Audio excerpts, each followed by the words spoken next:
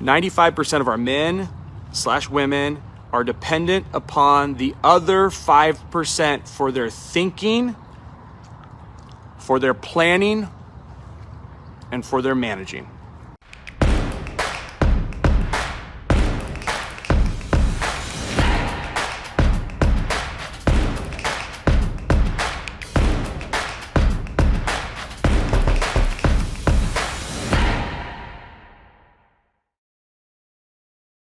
Let me read this to you guys, and this goes back to when education wasn't necessarily like it is today, meaning people didn't value education as they do now, and education has evolved quite a bit where we can do education like this now. It doesn't always have to be through the confines of what we understood it back years and years ago, or even 10, 15 years ago. Education didn't look like what we're doing right now, right? You went into a college or university or a high school or what have you. That's all changing, that's all shifting, right?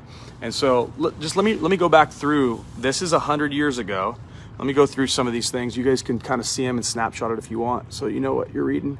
I don't know if it's reversed or whatnot, but 95% of our dependents, or 95 of our men are dependent upon other 5% for thinking and planning and managing. So I want to say that one time. 95% of our men and women, the people, okay, this was written in the USA at the time, so if you're from another country, this is just the USA. 95% of our men / women are dependent upon the other 5% for their thinking, for their planning, and for their managing. So think about those three things: thinking, planning, and managing. 5% control this one lever, 95%. Okay? That's back 100 years ago. I'd be curious to know what that looks like now, but I bet you it's probably pretty similar.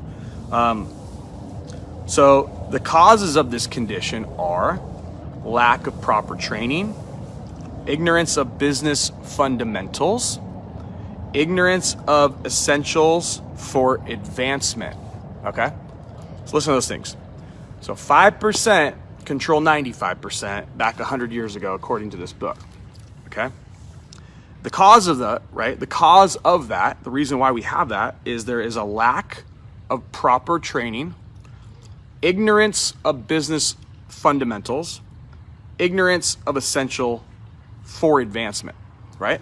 So we've went through this life, a lot of us, I think, and I've talked about this before. Me and Mike talked about the education system, Philip Exeter. If you haven't checked that out, it's really cool. Kind of see the alumni that's went through the Philip Exeter system. In fact, we just toured the school out here that is a feeder for Philip Exeter. I forget the name of it. We toured it yesterday. There's a difference in the information that is being trained at that school. I can show you guys the curriculum versus the schools that I went through, or maybe some of you guys went through, right?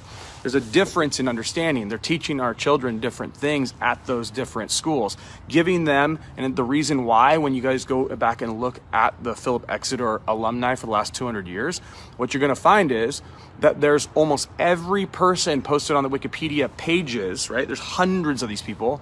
They run every major corporation, they run every major government, they run every major place of power.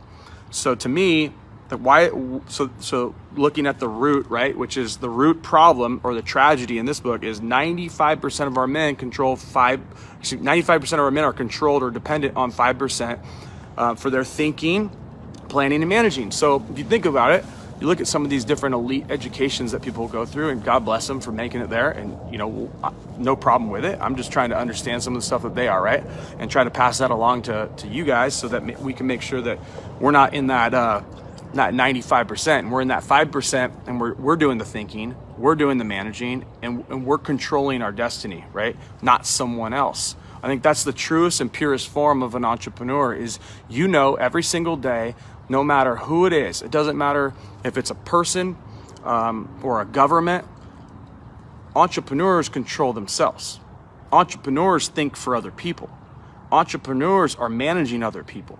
This is the first lever, right? This is the information I was talking to you guys on Tuesday. I'm tying it together for you guys. And I go back 100 years, and voila, it's the first page in my book. Weird.